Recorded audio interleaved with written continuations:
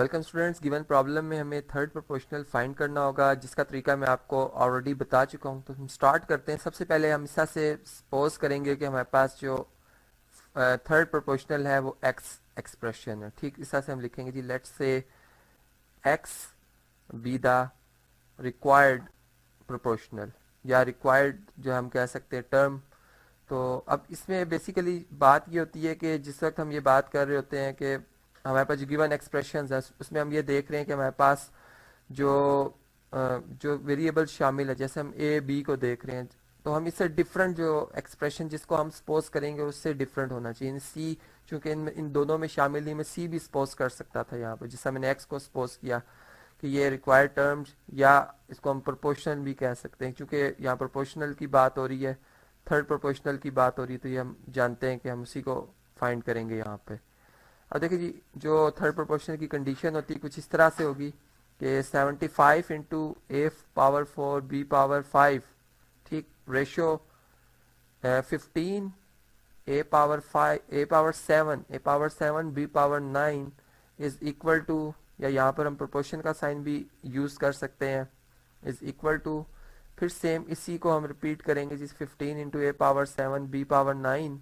और रेशो ली जाएगी इसकी x के साथ, और x जो है इसमें थर्ड प्रोपोर्शनल है।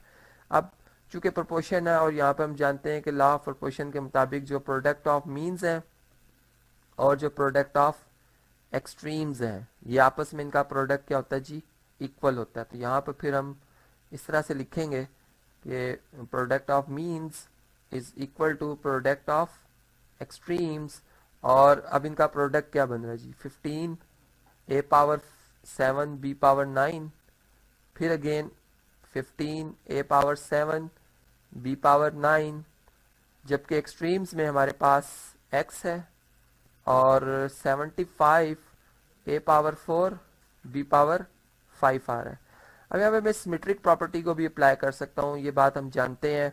कि इक्वालिटी की केस में हम इसका भी लिख सकते हैं। तो हम यूँ लिखेंगे जी, x into 75 A power 4 B power 5 is equal to 15 A power 7 B power 9, और into 15 A power 7 B power 9, इस तरीके से। और अब अगर हम इस तरह से जो x के साथ जो भी हमारे पास एक्सप्रेशन मल्टीप्लाई हो रहा है, अगर मैं इसको बहुत साइड पे डिवाइड कर देता हूँ 17 ए पावर 4 बी पावर 5 को, और यहाँ भी मैं इसी तरीके से 75 ए पावर 4 बी पावर 5 को डिवाइड कर देता हूँ, तो यहाँ से हम ये बात देख रहे हैं कि ये बिल्कुल एग्जैक्ट एक दूसरे के इन्वर्सेस हैं, कैंसिल हो जाएंगे। जबकि यहाँ पे 15 के tables, 15 1s are 15 and 15 5s are 75, और फिर अगर हम 5 को देखें तो 5 1s आर 5 और 5 3s आर 15, तो यहाँ पे 3 आ जाएगा, जो कि तमाम जब कॉन्स्टेंट्स मल्टीप्लाई होंगे तो 3 ही आ जाएगा हमारे पास। इसी तरह अगर हम देखें तो a पावर 7 और a पावर 7 बेसिस सेम है, ये 7 प्लस 7 14 हो जाएगा, जबकि यहाँ पर हमारे पास a पावर क्या जी 4 है, इसका इन्वर्स लिखा जाएगा इन्वर्स फॉर्म में, a पावर इस तरह से हम लिखेंगे -4। इसी तरह अगर हम b को देखते हैं तो b पावर 9 प्लस 9 क्या हो जाएगी जी 18, और इंटू b पावर, ये हमारे पास b यानी b 5 का इन्वर्स है बेसिकली, तो इसको हम लिखेंगे b power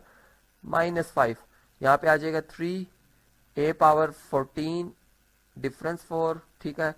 in law of जो हमारे पास हमारे पास लॉ ऑफ एक्सपोनेंट की बेस पर प्रोडक्ट फॉर्म है, बेसिस सेम हो, पावर ऐड हो जाती है। यहाँ पर हम ऐड कर रहे हैं इन्हें, 18 में -5 ऐड किया, इसी तरह 14 में 4 ऐड किया, -4 ऐड किया।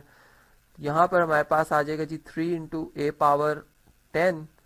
और बी पावर हमारे पास आ जाएगी जी 13। तो इस तरीके से ये है जी हमारा थर्ड प्रोपोर्शनल। अगर हम इसको दोबारा